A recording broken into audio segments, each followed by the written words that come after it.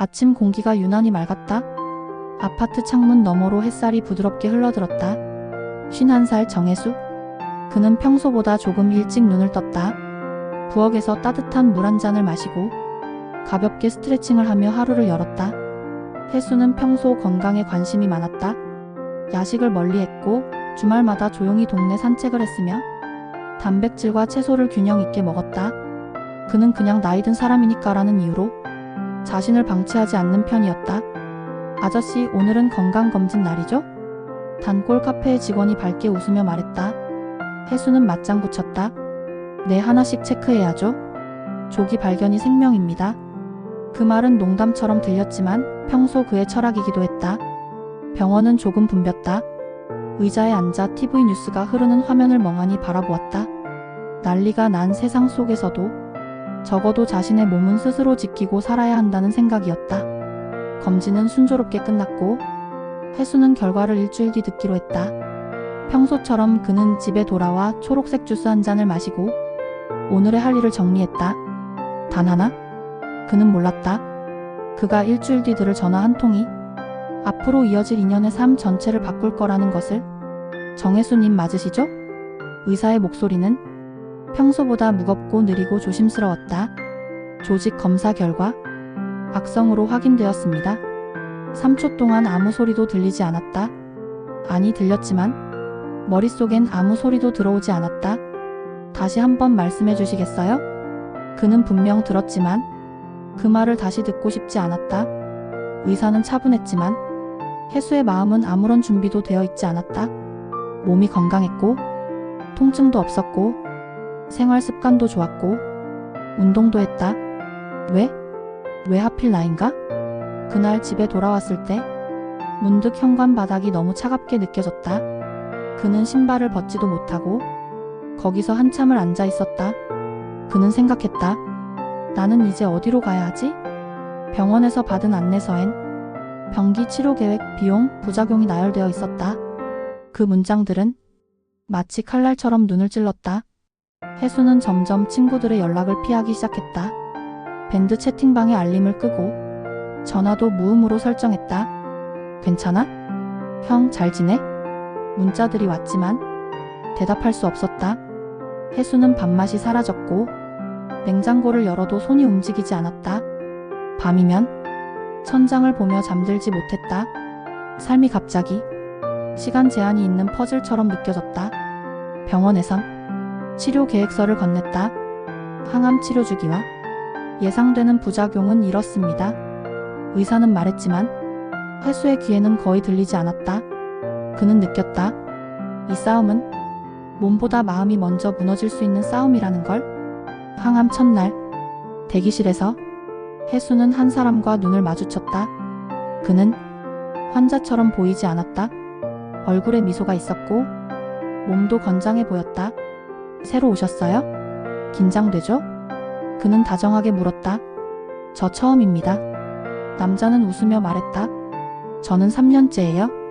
암은 끝이 아닙니다. 방법만 알면 친구처럼 안고 갈 수 있어요. 혜수는 믿기 어려웠다. 그런데 그 남자의 손에는 작은 노트가 있었다. 그 안엔 수십 명의 환자들이 남긴 문장들이 적혀 있었다. 오늘도 살아서 웃을 수 있어 고마웠다. 내일 다시 만나자. 아프지만 안녕은 아니다. 혜수는 그 글들을 읽으며 심장이 다시 뛰는 것을 느꼈다. 혹시 저도 거기에 쓸 수 있을까요? 남자는 고개를 끄덕였다. 물론이죠.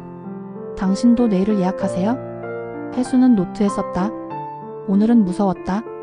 하지만 누군가가 웃어줬다. 그래서 조금 살고 싶어졌다. 그 문장은 길지 않지만 혜수의 마음을 꺼내는 데엔 충분했다. 그날 밤 혜수는 오랜만에 창문을 열고 밖을 바라보았다. 밤바람은 차가웠지만 심장은 이상하게 따뜻했다. 그리고 그는 오랜만에 밥 한 공기를 다 먹었다. 작은 변화였지만 이 작은 변화가 거대한 전환점이 될 것임을 그는 몰랐다. 혜수는 치료를 받으면서 그 남자와 친구가 되었다. 그는 이름을 강태섭이라고 했다. 태섭은 말했다. 암은 너를 쓰러뜨리는 병이 아니라 너를 멈춰보라고 말하는 병이야. 그 말은 이상하게 해수의 받침돌처럼 느껴졌다. 그 둘은 병원 옥상에서 뜨거운 커피를 마시며 작은 희망을 나눴다. 병원 지하 1층 작은 강의실. 환자 보호자를 위한 생활관리 교실이라는 쪽지가 붙어 있다. 해수는 우연히 들어갔다가 영양사와 운동치료사에게서 구체적인 루틴을 배운다. 단백질 1일 체중 1.2지 목표. 항암 48시간 전후로 저잔섬 유저자극 식단. 걷기 15분 3세트, 심박수 110 전후. 수면 위생 취침 2시간 전, 화면 OFF, 샤워로 체온 조절. 몸이 버틸 수 있게 리듬을 만드세요. 해수는 노트에 빼곡히 적는다. 그의 글씨는 여전히 떨렸지만 줄 사이로 살아내겠다는 의지가 조금씩 굵어졌다. 수업이 끝나고 나오는 길, 복도 끝에서 태섭이 엄지를 들어 보였다. 오늘 배운 걸 내일 나한테 강의해줘. 그 부탁이 해수에게는 과제가 되었고, 과제를 수행하는 동안 그는 근심에서 잠시 자유로워졌다. 항암 2주차 부작용이 한꺼번에 몰려왔다. 입안이 헐고 미각이 무뎌졌다. 물맛은 쇠 맛이 났다. 밤엔 다리에 쥐가 나고 새벽엔 불안이 갑자기 밀려왔다. 난 버틸 수 있을까? 그가 한밤중에 전화를 거니 태섭이 곧장 받는다. 괜찮아? 느낌은 파도고 너는 모래가 아니야? 바위야? 해수는 숨을 몰아쉰다. 지금 나한테 말한 문장을 방에 붙여. 그는 포스트잇에 적었다. 나는 모래가 아니라 바위다. 그 문장을 붙이고 벽을 등지고 잠시 눈을 감는다. 부작용은 사라지지 않았지만 버티는 근거가 생겼다. 다음날 해수는 오전 루틴대로 걷기 15분을 해냈다. 작은 승리였지만 그 승리를 본 사람이 있었다. 엘리베이터에서 만난 청년 간호사가 웃으며 말했다. 정혜수님, 어제보다 더 좋아 보이세요? 그 한마디가 해수의 귓속에서 오래 울렸다. 퇴원과 입원을 반복하던 어느 주말, 태섭이 해수를 작은 마을 북카페로 데려간다. 책장엔 이겨낸 사람들 코너가 있었다. 가발을 벗어놓고 환하게 웃는 사람들의 사진, 짧은 메시지, 감사 편지가 꽂혀 있었다. 우리도 여기에 남길까? 해수는 망설이다가 손편지를 썼다. 두려움은 사라지지 않지만 두려움과 같이 걷는 법을 배웠습니다. 낯선 이가 내게 건넨 미소 하나가 누군가의 하루가 되는 걸 보았습니다. 카페 주인은 그 편지를 코너 가장자리, 햇살이 잘 드는 곳에 붙여줬다. 해수는 유리창 밖을 바라보며 조용히 말했다. 나는 이제 좀 덜 무섭습니다. 태섭은 고개를 끄덕였다. 우린 혼자 아픈 게 아니야. 중간 평가 CT 촬영. 대기실 공기는 얇은 얼음처럼 차갑다. 정혜수님, 들어오세요. 의사의 표정이 이전과 달랐다. 좋은 소식입니다. 종양 크기가 눈에 띄게 줄었습니다. 해수는 잠시 말을 잃었다.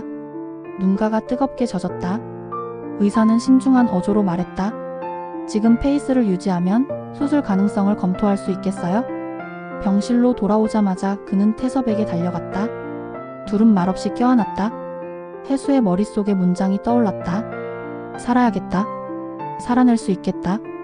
수술 전 마지막 항암 주기. 그는 루틴을 더 정교하게 만들었다. 기상 직후 호흡 30회, 감사 3가지 적기. 신음 대신 기록 통증 110점, 해결 행동 깁. 매일 저녁 희망 메시지 1장씩 북카페에 기부. 그의 방 벽에는 포스트잇이 숲처럼 자랐다. 나는 바위다. 지금의 나에게 필요한 건 완벽함이 아니라 지속. 아픔은 나를 가르친다. 몸은 여전히 힘들었지만 마음은 더는 무너질 곳이 없었다. 수술 동의서에 사인을 하는 날, 해수는 펜을 꼭 쥐고 속삭였다. 나를 구할 사람은 나다. 하지만 나는 혼자가 아니었다. 수술은 길었고 회복실은 조용했다. 깨진 유리처럼 흩어졌던 그의 호흡이 다시 한 줄로 이어졌다. 의사가 미소를 보냈다. 성공적입니다. 결과는 완전 관해로 판단됩니다. 해수는 눈을 감고 한숨을 길게 내쉬었다. 그는 태섭과 함께 다시 북카페를 찾았다. 봄 햇살 아래 그는 마지막 편지를 붙였다. 나는 병에 진 것이 아니라 멈춰서 나를 보게 되었습니다. 이 문장을 읽는 당신, 오늘도 한 걸음만 걸어봅시다. 우리의 내일을 예약합시다. 카메라는 그 편지에서 천천히 멀어진다. 창밖 벚꽃잎이 흩날리고 해수의 내레이션이 잔잔히 흐른다. 불안은 남았지만 두려움은 길을 비켜섰다. 나는 오늘도 살아있다. 그리고 누군가의 내일이 되겠다.